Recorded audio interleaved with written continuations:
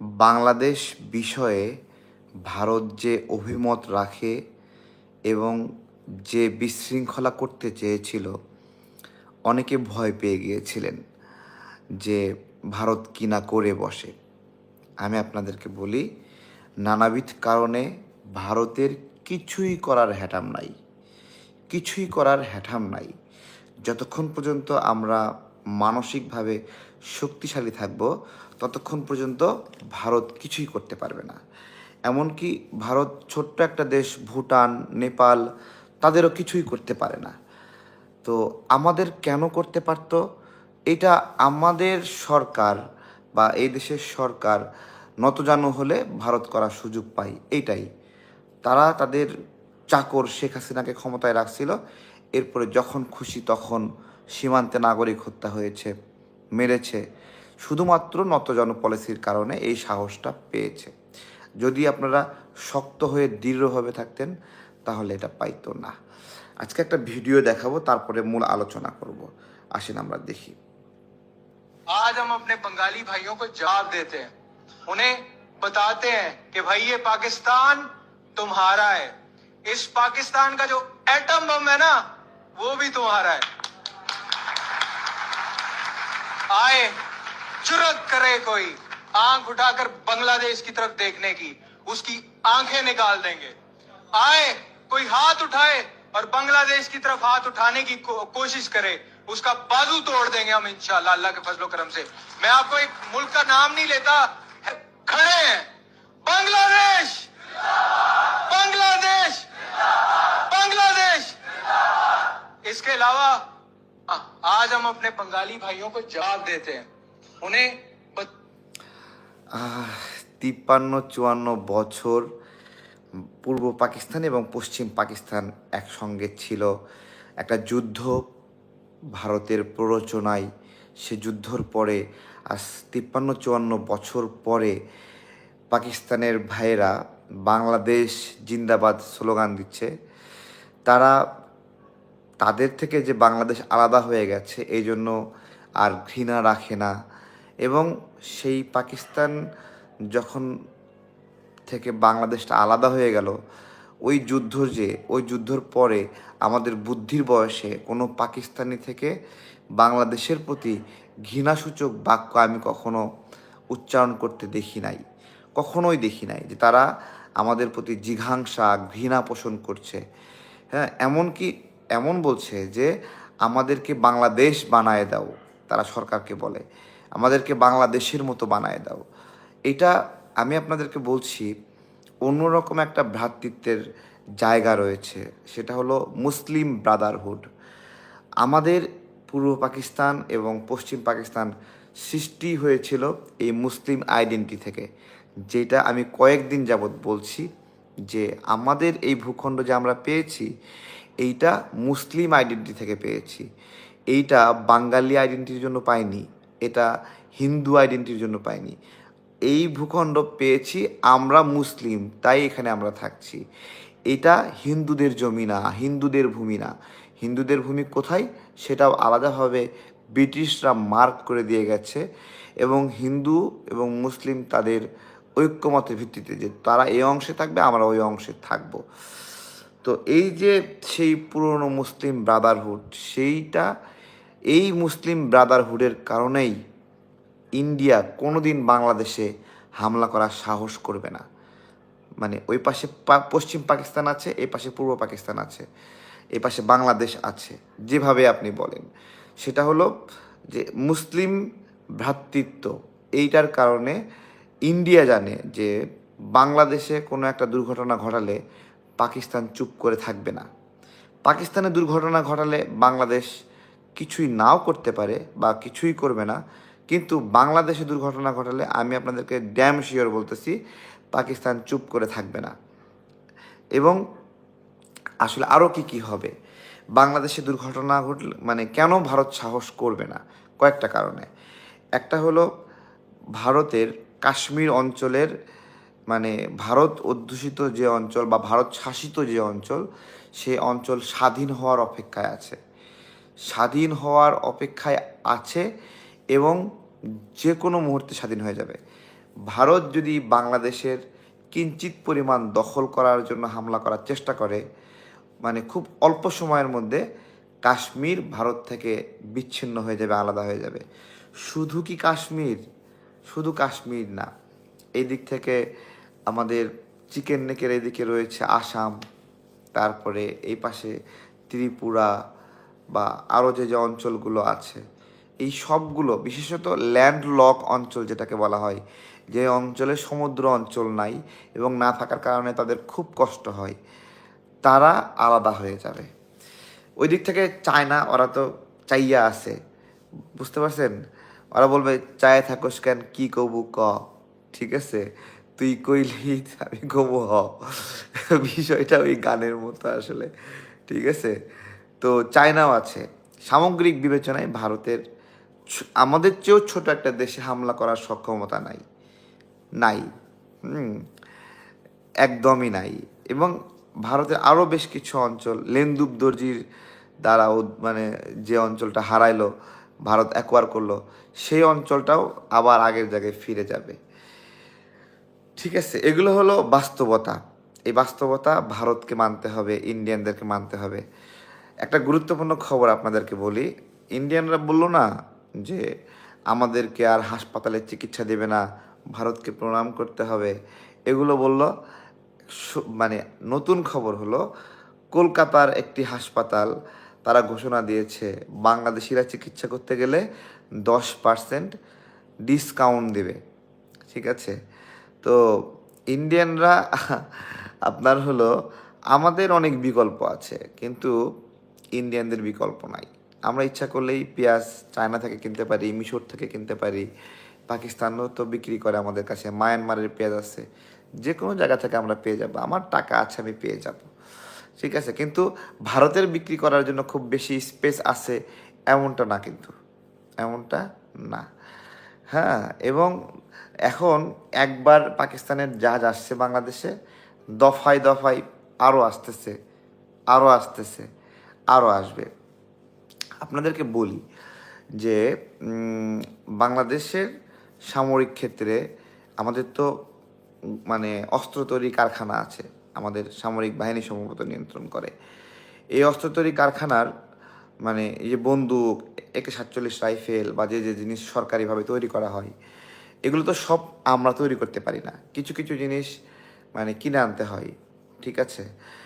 আমি সরকারকে উদ্দেশ্য করে বলবো, পাকিস্তানের যেই আপনার হলো অস্ত্র তৈরির সক্ষমতা, বাংলাদেশের আপনার সক্ষমতা হচ্ছে অনেক বেশি, এবং তারা এমনি একটা কামারশালা, সেখানেই একটা বন্দুক, অস্ত্র, AK-47 রাইফেল তারা বানিয়ে ফেলে।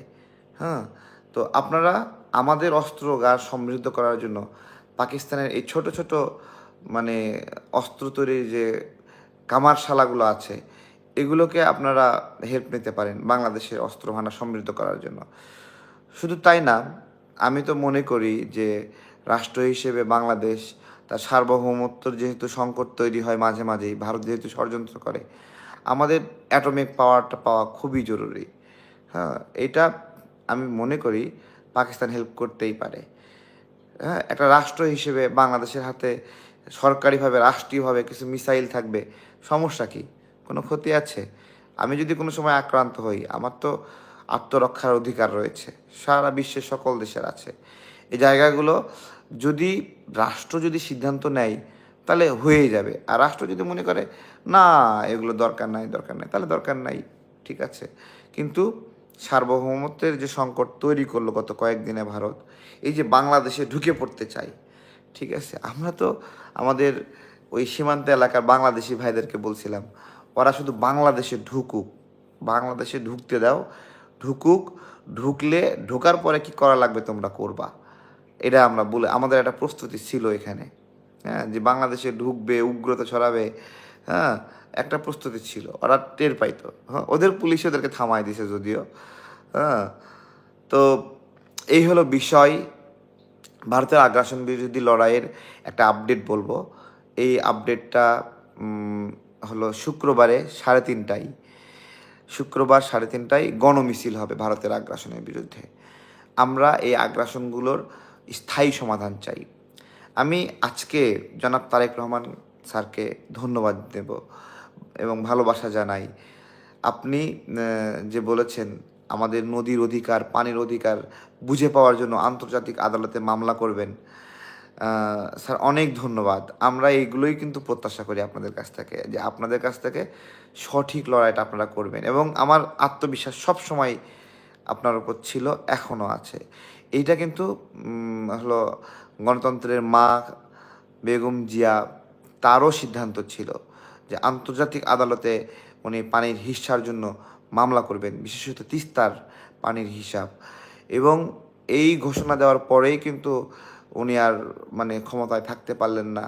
আওয়ামী লীগ অস্বস্তি শুরু করলো, ভারতীয় ষড়যন্ত্র শুরু হলো, ১/১১ ঘটনাগুলো আসলো, এগুলো সেই অসমাপ্ত চাহিদা, এটা জনাব তারেক রহমান স্যার আপনাকে এটা পূরণ করতে হবে।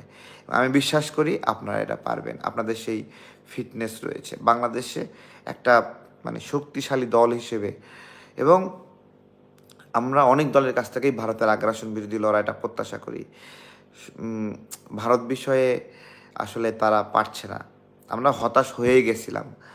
বিএনপি গত কয়েকদিনে যেই কার্যক্রমগুলো দেখিয়েছে ভারতের আগ্রাসনের বিরুদ্ধে, এটা আসলে সত্যিই অভাবনীয়, এবং আমরা এটা আশা করিনি। অনেক মানুষ গালি দিচ্ছিল, বলছিল বিএনপি হলো ভারতের দালাল হয়ে গেছে, অমুক নেতা এই হয়েছে, অমুক নেতা হয়েছে, এই অনেক কিছু বলতেছিল। জাস্ট একটা সঠিক সময়ে সঠিক পদক্ষেপ নিয়ে নিজেদের জাত চিনাইছেন। এর আগে আপনার হলো একটা নিউজ হয়েছিল, ভারতের পিঠে খালেদার চাবুক।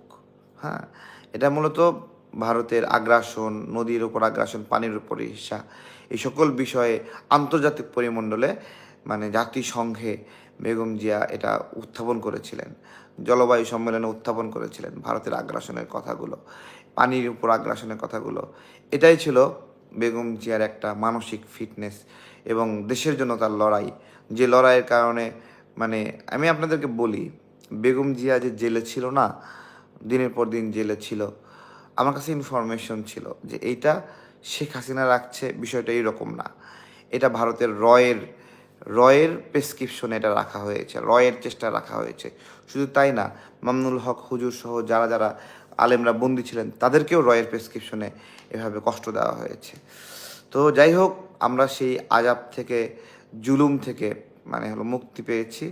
আমাদের এখন কাজ ভারতের আগ্রাসন বিরোধী লড়াইটাকে শক্তিশালী করা, দেশীয় পণ্যকে শক্তিশালী করা, দেশীয় ঘাটতিগুলো পূরণ করা। শুক্রবারে গণমিছিল হবে জাতীয় প্রেস ক্লাব থেকে, যারা যারা সুযোগ হয় তারা আসবেন। হ্যাঁ, আপনারা আসবেন তো ইনশাল্লাহ? হ্যাঁ, যারা পল্টনে আসেন, মতিঝিল, গুলিস্তান, ফার্মগেট, তারা সবাই চলে আসতে পারেন, অথবা সাভার থেকেও আসতে পারেন। শুক্রবার দেখা হচ্ছে আগ্রাসন বিরোধী মিছিল থেকে। ভালো ভালো ফেস্টুন থাকবে, ব্যানারের ডিজাইনটা করে ফেলেছি, আমি এখানে পোস্ট দিয়ে দিব। কিন্তু কথা হলো সবাই আসবেন। আমরা মানে এইবার যদি ভারতের আগ্রাসন বিরোধী লড়াইটাকে দফা রফা না করতে পারি, তাহলে আপনাদেরকে বলছি যে অনেক খারাপ হবে, অনেক খারাপ, মানে অনেক খারাপ।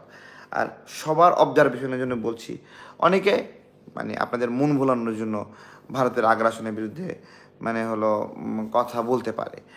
যেমন একটা নেতা আছে, আমরা যখন ভারতের আগ্রাসনের বিরুদ্ধে লড়াইটাকে তুঙ্গে তুললাম, ভারতের পণ্য বর্জন, তখন সে আপনার হলো ভারতের যে একবারে শুরুর দিকে প্রথমে ভারতের পক্ষে নিল, যখন দেখলো সবাই ভারতের বিরুদ্ধে বলতেছে তখন আবার ভারতের বিরুদ্ধে বলল, আবার আন্দোলন শেষে প্রথম আলো ডেইলি স্টারের পক্ষ নিল।